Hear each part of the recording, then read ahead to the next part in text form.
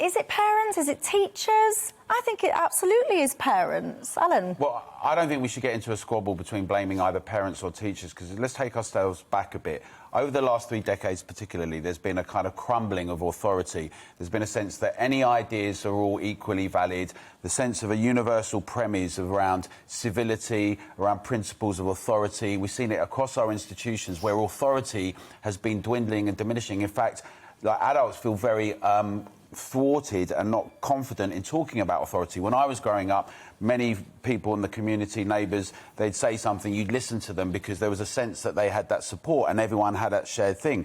In that context, parents do lots of different ways to bring up their kids, right?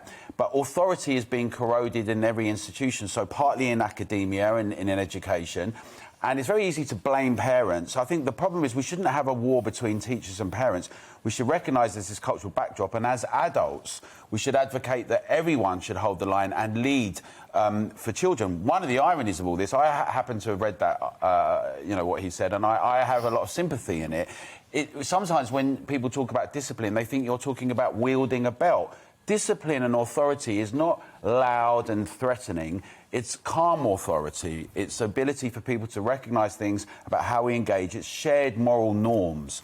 And we've got a problem that these days people feel very difficult in advocating that and backing one another as adults. And I would just say that, unfortunately, many adults abandoned their positions during lockdown and around school kids. And I think that is very problematic. And to then to point fingers at one another, I don't think is a solution. We need to think collectively as a society, as adults, how we actually ensure that we have general norms and a moral web and authority that then children can actually see and understand, because they obviously can see in many contexts that we don't have that, and they game that a little bit with us.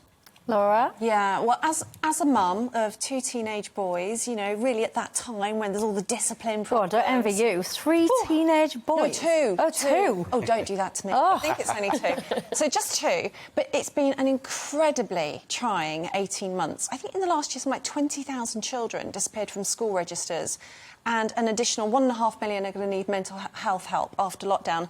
I can tell you, the day that one of my sons went back to school, fights were breaking out all over the school. It's like they went kind of feral.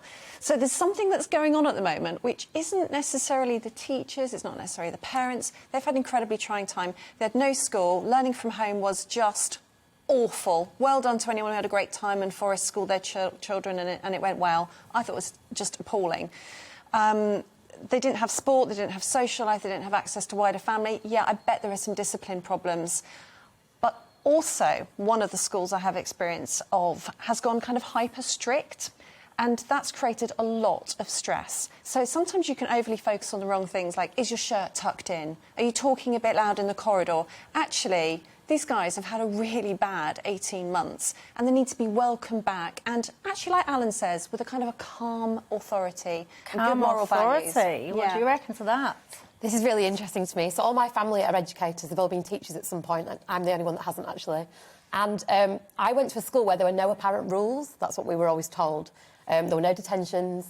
There was no sending home for anything. And we all kind of came out with really good grades. So I don't know what the reverse psychology that they were operating, that they inspired us to be well-behaved and they didn't tell us what to do. We decided to choose to be that, actually worked. So I don't necessarily think you have to be hardline all the time to get the results that you want.